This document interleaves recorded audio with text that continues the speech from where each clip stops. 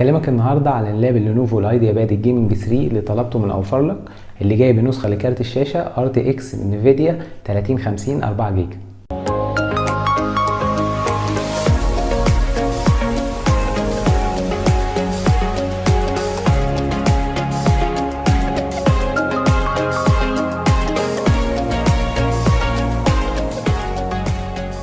والنسخة اللي معايا بتيجي ببروسيسور رايزن 5 5600H، وبينزل منه نسخة رايزن 7 5800H.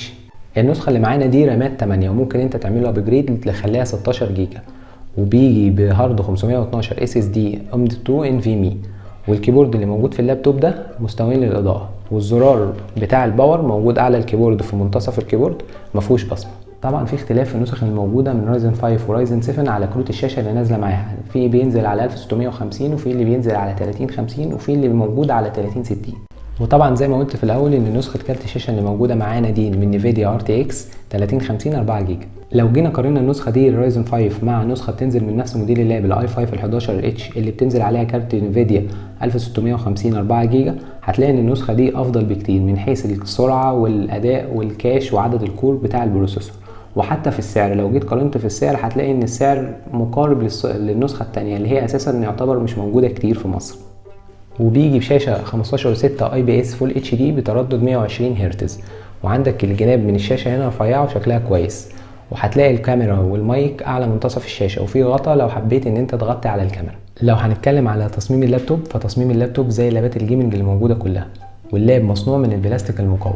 فتحات التهويه اللي بتيجي في التصميم ده موجوده، عندك فتحات تهويه في شبكه تهويه موجوده تحت، وفي فتحات تهويه في اليمين وفي الشمال، ومفيش فتحات تهويه موجوده على الكيبورد. السماعات بتيجي في التصميم ده من اليمين ومن ناحيه من الشمال من هنا. والتصميم ده كويس فيه من ناحيه الوزن ان هو وزنه ما بيعديش ال 2 كيلو، وده بالنسبه لللابات الجيمنج اخف وزن. وهقول لك على المنافذ اللي بتيجي في اللاب. بيجي من اليمين ب2 USB 3.2، وبيجي بمنفذ للسماعات والمايك، وبيجي برضو هتلاقي فيه زرار صغير تضغط انت عليه بدبوس او اي حاجه، ده للريسيت مود، هتلاقي شرح ليه موجود على القناه. وهتلاقي من ناحيه الشمال بيجي بمدخل للشاحن ومدخل للايثرنت، وبعد كده ال HDMI، وهتلاقي التايب سي 3. لو احنا عملنا مقارنه سريعه من ناحيه التصميم ما بين النسخه دي ولاب HP بفاليون 15 جيمنج، هتلاقي ان ال HP كتصميم شكله احسن بكتير، لكن اللينوفو امتن من اللاب ال HP.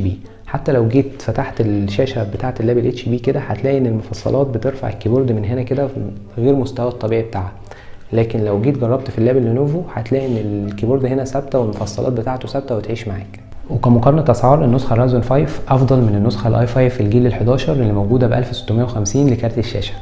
اللاب بيجي معاه شاحن 135 واط 20 فولت 6 امبير، والبطاريه بتاعه اللابتوب بتشحن في حدود ساعتين، واللاب هيشتغل معاك لمده اكتر من ساعه لو انت بترندر على اللاب، ويوصل معاك 3 ساعات لو انت بتشتغل حاجات متصفحات، بتشغل موسيقى، بتتفرج على فيلم، الحاجات زي كده.